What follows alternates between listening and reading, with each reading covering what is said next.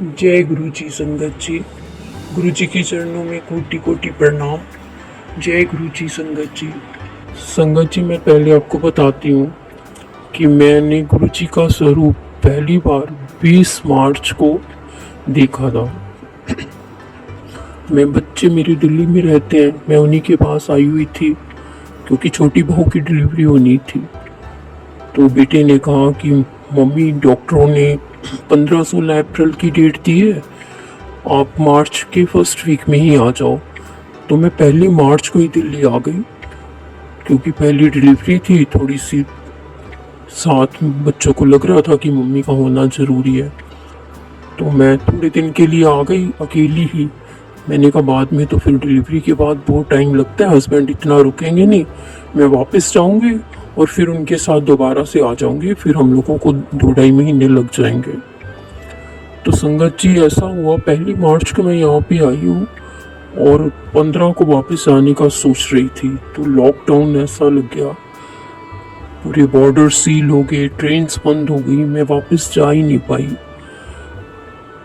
और वहाँ पे हस्बैंड अकेले हो गए, ना वो यहाँ आ सकते थे ना मैं वहाँ जा सकती थी। अब समझ ही नहीं आ रहा था, कोई रास्ता नहीं था हमारे पास, क्या करें क्या ना करें, बस फोन पे ही बात हो सकती थी।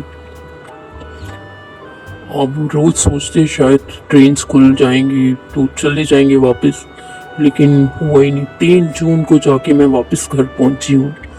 इस बीच तो आप सोच सकते हो कि अकेला जना, कोई पीछे रह रहा, चल चाहे काम वालियाँ सब आ रही थी लेकिन फिर भी अकेले रहना। मैं तो परिवार के बीच में बैठी हुई थी, मुझे इतना नहीं लग रहा था, लेकिन वो तो अकेले बिल्कुल।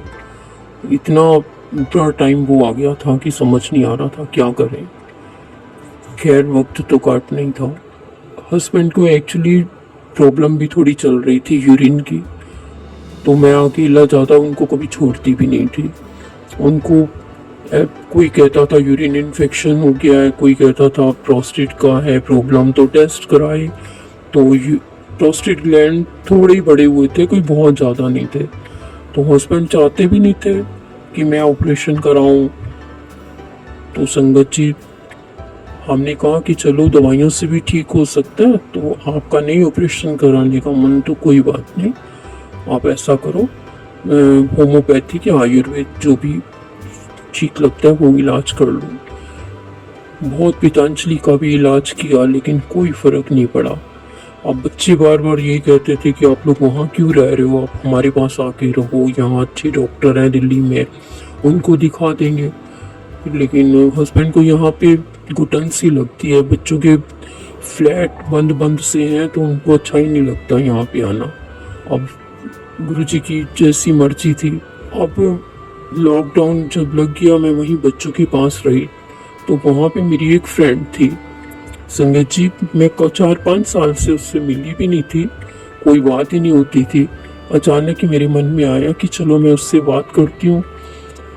जब मैंने उसको फ़ोन मिलाया तो बहुत खुश हुई वो भी, बस हाल वाल पूछने लगी। तो मैंने बताया कि ऐसी डिलीवरी है बहू की, तो आई हुई हूँ मैं। तो उसने एकदम पूछा कि बड़ी बहू के कितने बच्चे हैं, तो मैंने कहा नहीं, उसका कोई बच्चा नहीं है। तो वो कहती कि तुम गुरुजी के यहाँ क्यों नहीं लेके गई, गुरुजी के मंदिर मत्था क्यों नहीं टिकवाया। तो मुझे समझ ही ना आई कि कौन गुरुजी, क्या कह रही है ये। मैंने कहा कौन गुरुजी। तो वो बताने लगती फिर कि ऐसे ऐसे गुरुजी हैं, उनका मंदिर है, तो वहाँ पे उसका मत्था टिकवाओ और उनकी ब्लेसिंग्स मिलेंगे, देखना उन बहुत जल्दी फर्क पड़ेगा उसको, मतलब गुरुजी अपनी ब्लेसिंग्स देंगे। तो मैंने कहा ठीक है।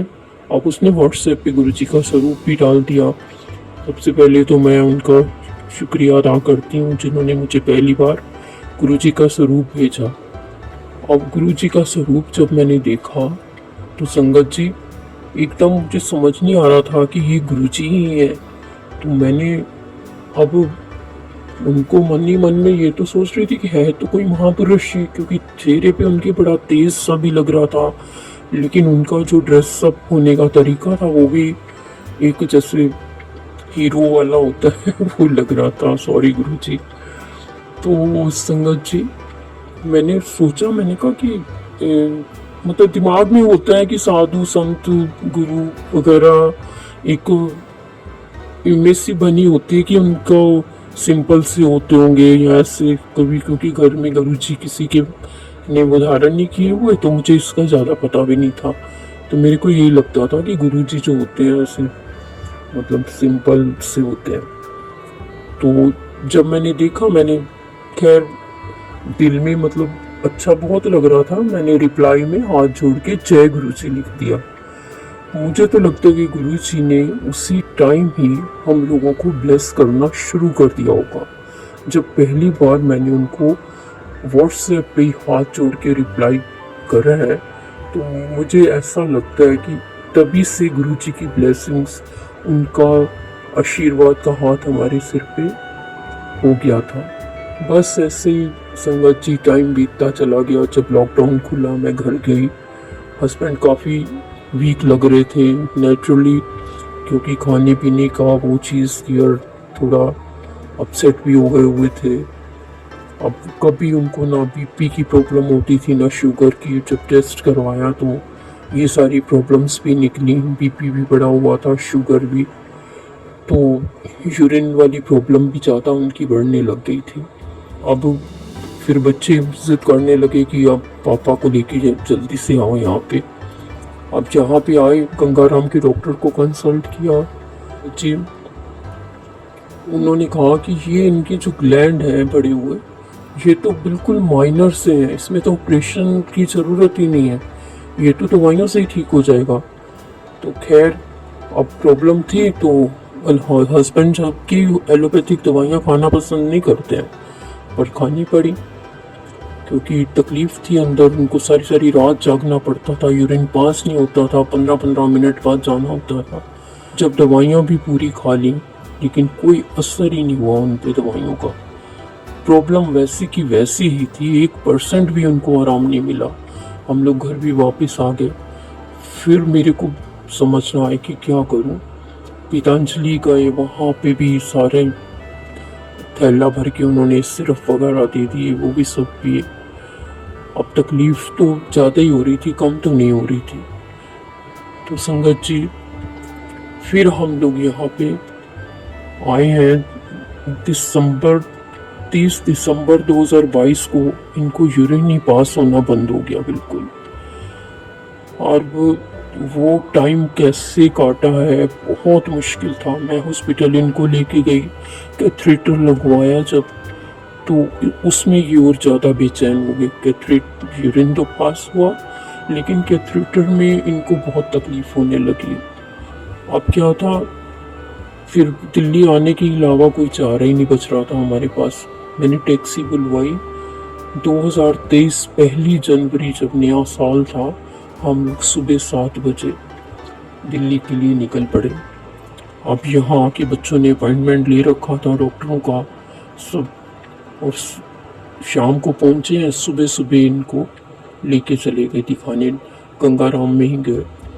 और वहाँ पे सबसे पहली प्रॉब्लम तो कैथेटर की ही थी। वो चेंज करवाया कि शायद पहले वहाँ पे लगा नहीं है सही या क्या हुआ। वो उसके बाद टेस्ट वगैरह सारे उन्होंने फिर से करवाए। अब उन्होंने भी यही बात बोली कि ऑपरेशन की ज़रूरत नहीं है, प्रोस्टेट ग्लैंड जो है वो दवाई से ही ठीक हो जाएंगे। खैर इनको तसल्ली नहीं हुई वहाँ से आके। तभी मेरे भाई ने बताया कि फरीदाबाद में मेट्रो हॉस्पिटल है, वहाँ पे भी एक बार दिखा दो। क्योंकि इनको ये लग रहा था कि डॉक्टर ने मेरी बात सही से सुनी नहीं है। जितनी मुझे तकलीफ है उतनी ज़्यादा उसने कोई रिएक्ट नहीं किया, और दवाई जो दी है उससे भी कोई फ़र्क नहीं पड़ा। अगले ही दिन बच्चे इनको फरीदाबाद लेके चले गए। और फरीदाबाद जाके डॉक्टरों ने भी यही कहा कि ऑपरेशन नहीं करना। किसी ने ये नहीं कहा कि इनकी कोई और भी टेस्ट करा दो या कुछ। ये जिद में आगे कहते नहीं, मुझे ऑपरेशन कराना है, चाहे करना है या नहीं, मुझे ऑपरेशन ही कराना है, क्योंकि तकलीफ मेरी बर्दाश्त की बाहर हो गई है। तो संगत जी आप क्या कर सकते थे। डॉक्टर ने कहा ठीक है, अगले दिन एडमिट हो जाइए। ऑपरेशन हो गया, 2 दिन बाद छुट्टी भी मिल गई। तकलीफ एज इट इज़ बनी हुई थी, पूरी पूरी रात जागना, यूरिन की वही समस्या। अब हमें भी समझ में ना आए कि करें तो क्या करें। फिर मैंने अपनी फ्रेंड को फिर फ़ोन किया काफ़ी टाइम बाद। मैंने कहा तुमने गुरुजी के बारे में बताया था, तो फिर उसने मुझे बताया कि हाँ उनका वो आश्रम है। अब हमें तो तब ये भी नहीं पता था कि गुरुजी फिजिकल फॉर्म में है या नहीं है। बच्चे भी कभी भी नहीं गए थे गुरुजी के आश्रम में। बस उनको ये पता था कि बहुत मानते हैं लोग दिल्ली में गुरुजी को, लेकिन वो कहते थे कि मम्मी आप लोगों ने चलना है तो हम चलेंगे, वो तो पता ही चल जाएगा, गूगल पे कर लेंगे सर्च तो पहुंच जाएंगे, ऐसा कुछ नहीं है। फिर मैंने डरते डरते हस्बैंड से भी कहा, मैंने कहा मेरे को ना बड़ा विश्वास है, ऐसे ऐसे आप गुरुजी के चल सकते हो मत्था टेकने के लिए।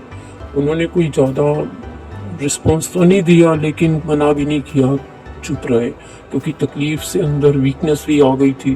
फिर जब और तकलीफ इनकी बढ़ गई तो हमने डॉक्टरों से बात करी, तो डॉक्टर कहते बायोप्सी की रिपोर्ट्स आ जाए फिर देखते हैं क्या है। जब वो रिपोर्ट्स आई तो उसमें कैंसर था। अब फिर हम लोग और ज़्यादा घबरा गए कि ये क्या बन गया, क्या हुआ ये। राजीव गांधी में गए, उन्होंने भी कहा कि हाँ ये कैंसर है तो इसका तो ऑपरेशन करना पड़ेगा, ये अभी तो पेट स्कैन वगैरह आप करवाओ तो पता चलेगा कहाँ तक फैल चुका है।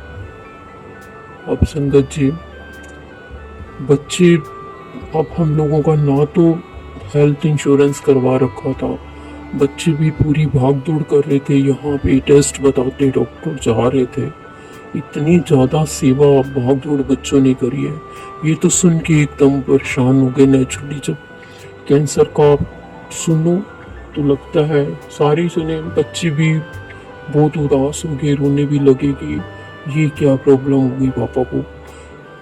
तो पता नहीं संगत जी, मेरे को कोई ना तो घबराहट हुई, ना मैं मतलब ऐसे रोने लगी, ना मुझे कुछ ऐसे हो रहा था। अंदर से एक हिम्मत थी पूरी मेरे अंदर कि कुछ नहीं होगा, इनको कुछ नहीं होगा। वो मुझे तो लगता है जब मैंने गुरुजी का पहली बार स्वरूप देखा था, उन्होंने मुझे इतनी ताकत देनी अंदर से शुरू कर दी थी कि मुझे हर बड़ी से बड़ी चीज़ भी बहुत छोटी लगती थी।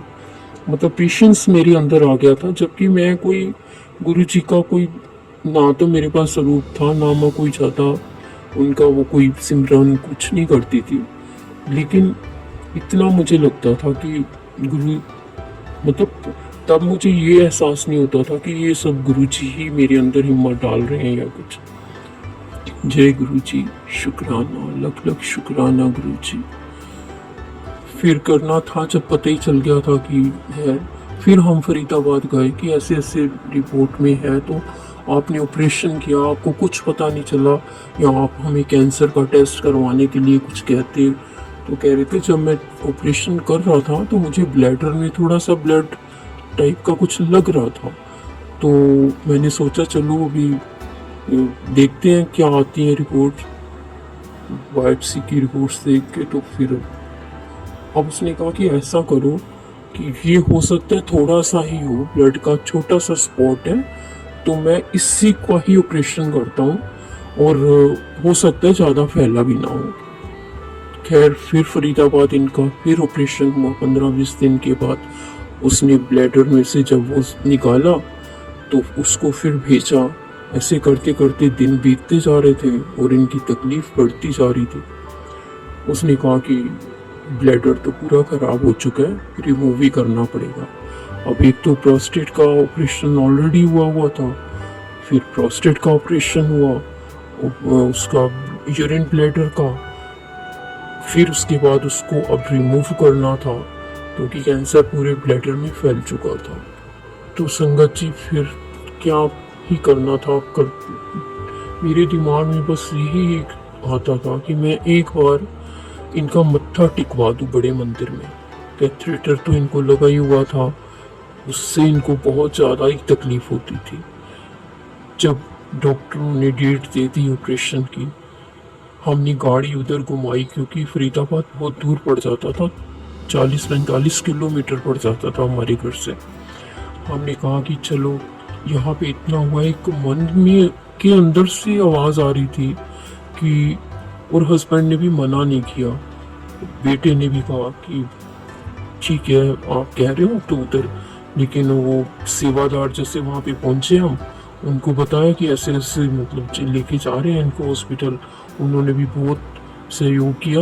एकदम वहीं पे ही गाड़ी उन्होंने बिल्कुल मंदिर के बाहर ही मतलब रुकवाई, और थोड़ा सा इनको चलना पड़ा आगे। वो जो गणेश जी की मूर्ति है यहाँ पे ही, मैंने कहा यहाँ पे ही आप नीचे हाथ से मत्था टेक लो, झुको मत, बस हाथ जमीन पे लगा के अपने मत्थे पे लगा लो और आपको देखना कुछ भी नहीं होगा, आप बिल्कुल ठीक हो जाओगे।